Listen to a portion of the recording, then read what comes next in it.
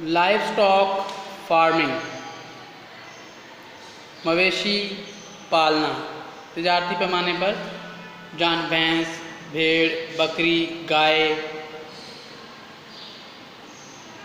दुम्बा वगैरह पालना।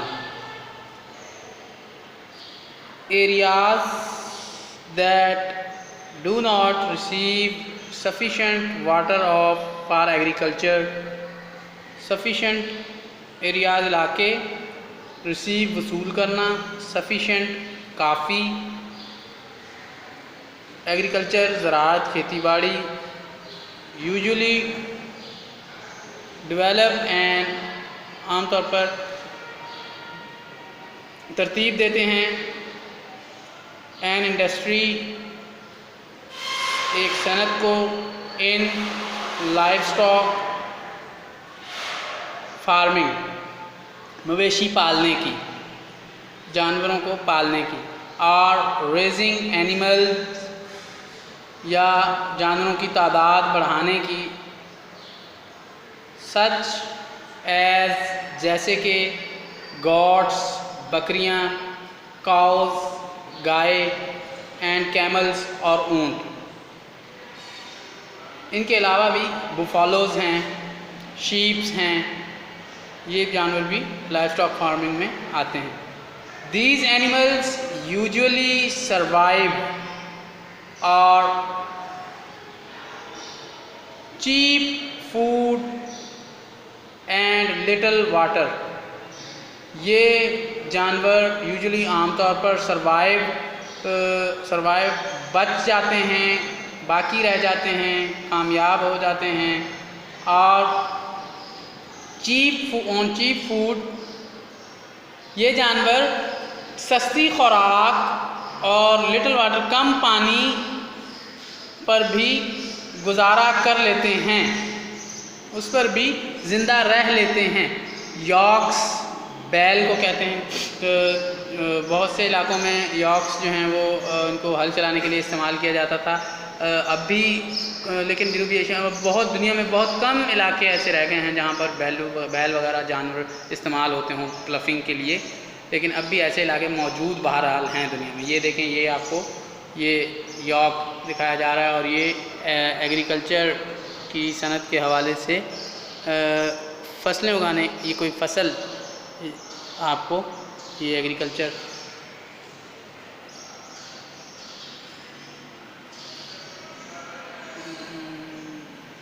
Yaks are raised in both Bhutan and Nepal. Yaks जो हैं वो दोनों ममालिक में परवरिश उनकी की जाती है, उनको पाला जाता है, भूटान में भी और नेपाल में भी। Livestock animals are used for transport as well as for providing meat and milk. Livestock की जो सनत है, इसमें जो हम जानवर पालते हैं ये इस्तेमाल होते हैं ट्रांसपोर्ट, आमदोरफ्त आने जाने के लिए भी। आपको पता है बैलगाड़ियाँ, ऊँट गाड़ियाँ, ठीक है, और इस तरह के सामान को लाने और ले जाने के लिए इस्तेमाल होती हैं। मुसाफिरों को भी लाने और ले जाने के लिए इस्तेमाल होती हैं, सवारी के काम भी आती हैं एज वेल एज। और इसके अलावा क्या करती हैं? प्रोवाइडिंग मीट, गोश्त भी फ्राहम करती हैं, इनका हम गोश्त खाते हैं और इनका दूध भी पीते हैं। However the large Hindu population, ताम अच्छा इनका गोश्त और दूध तो पीते ही पीते हैं, फिर इसके अलावा इनकी खालों से जो है वो हमारे लिबास, जैकेट्स वगैरह भी बनते हैं, जूते वगैरह भी बनते हैं। ये एक और अदर इंडस्ट्री, दूसरी सनत के लिए रॉ मटेरियल का इजाफा हो गया, ख़ाम माल। जो चमड़ा है, उनकी खाल जो है उसको खुश्क करके सुखाया जाता है और फिर लेदर टैनरीज़ के अंदर उनमें मुख्तलिफ़ प्रोसेस के बाद फिर शूज़, पर्सेस और जैकेट्स, बेल्ट्स और इस तरह की दीगर चीज़ें जो हैं वो वॉलेट्स, बटवे यानी कि पर्स बनाए जाते हैं। However the large Hindu population, ताहम हिंदुओं की कसीर आबादी, बड़ी आबादी, providing meat of South Asia does not generally eat meat. जनूबी एशिया में रहने वाली हिंदुओं की एक बड़ी आबादी जो है वो गोश्त नहीं खाती, The cows are specially protected in many of these countries. Cows, guy specially ख़ास तौर पर ख़ासियत के साथ खसूसियत के साथ प्रोटेक्टेड हिफाजत की जाती है मैनी ऑफ दीज कंट्रीज़, बहुत से इन ममालिक में, फॉर रिलीजियस रीज़न्स, मजहबी वजूहात की बिना पर। Previously these animals were also used in agriculture, ये जानवर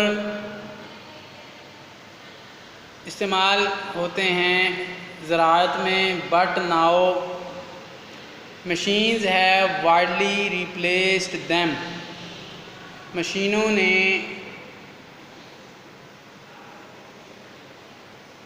बड़े पैमाने पर इन जानवरों का काम ख़त्म कर दिया है और इन जानवरों की जगह ले ली है।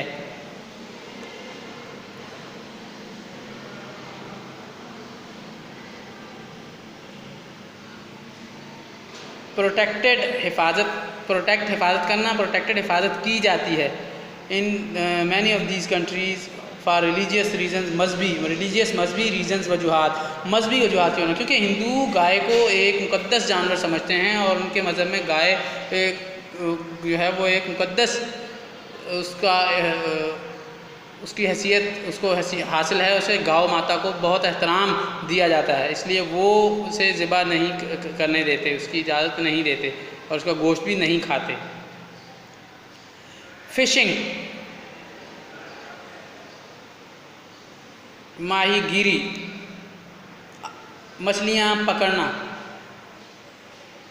Phishing has remained one of the most important occupation, remained रहना रहा है फ़िशिंग, माहीगीरी, मछलियाँ पकड़ना, one of the most important, अहम तरीन पेशों में से एक, ऑक्यूपेशन, पेशा।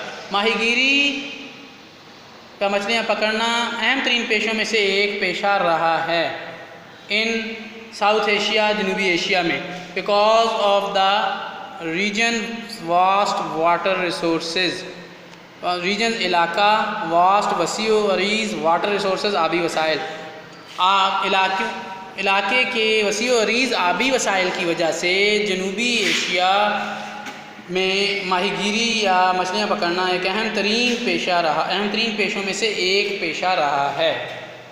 जनूबी एशिया में पानी के वसी ज़ख़ायर मौजूद हैं, क्योंकि बहर हिंद भी है, इंडियन ओशन है, अरेबियन सी है। इस तरह फिर अगर रिवर्स की बात की जाए तो पाकिस्तान में सतलज, रावी, चनाब, झेलम और सिंध, ये 5 बड़े दरिया हैं। इसके अलावा कई छोटे दरिया और भी हैं, और भारत में भी दरिया गंगा और जमुना जो बड़े मशहूर दरिया हैं। इसके अलावा दरिया हुगली और भी दीगर दरिया, और बांग्लादेश में दरिया ब्रह्मपुत्र वगैरह। तो ये वसी आबी ज़ख़ायर रखता है ये इलाका, तो वसी आबी ज़ख़ायर होने की वजह से फ़िशिंग जो है, माहीगीरी इसमें ज़्यादा है, मछलियाँ पकड़ना।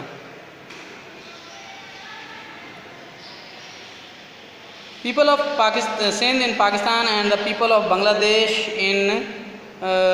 consider fish as a major part of their diet. Pakistan में सिंध के लोग और बांग्लादेश के लोग मछली को अपनी ग़िज़ा का एक अहम और लाजमी जुज़ तस्वुर करते हैं, समझते हैं। डाइट, खुराक, मेजर पार्ट, बड़ा हिस्सा, अहम हिस्सा। However, fishing is now decreasing in the rivers. ताहम मछलियाँ पकड़ना जो है वो दरियाओं में मछलियाँ पकड़ना अब कम, fishing is now decreasing in the rivers. दरियाओं में मछलियाँ पकड़ना कम होता जा रहा है, कम हो गया है। डिक्रीज़, कमी होना, दरियाओं में मछलियाँ पकड़ने में कमी वाक़या हो गई है। इन द रिवर्स, दरियाओं में, due to massive damming, due to की वजह से, मैसिव डैमिंग, ज़्यादा डैम बनाने या बनने की वजह से। डैम पानी के ज़ख़ीरे जहाँ पानी जमा किया जाता है उसे डैम कहते हैं। While deep sea fishing has been taken over by international fishing companies to a great extent. ताहम डीप सी गहरे समंदरों में फ़िशिंग हैज़ बीन माहीगीरी या मछलियाँ पकड़ना, गहरे समंदर में मछलियाँ पकड़ने के इख्तियारात या मामलात जो हैं वो बैनुल-अक़वामी इंटरनेशनल बैनुल-अक़वामी फ़िशिंग माहीगीरी कंपनियों ने टू अ ग्रेट एक्सटेंट ले लिए हैं। ताहम खुले समंदरों में गहरे पानियों में मछली पकड़ना या माहीगीरी करना, माहीगीरी के लिए बड़ी बड़ी इंटरनेशनल बैनुल-अक़वामी कंपनियां जो हैं वो मौजूद हैं और वो बड़े पैमाने पर बड़े बड़े ट्रॉलर्स में मछलियां जो हैं वो पकड़ती हैं।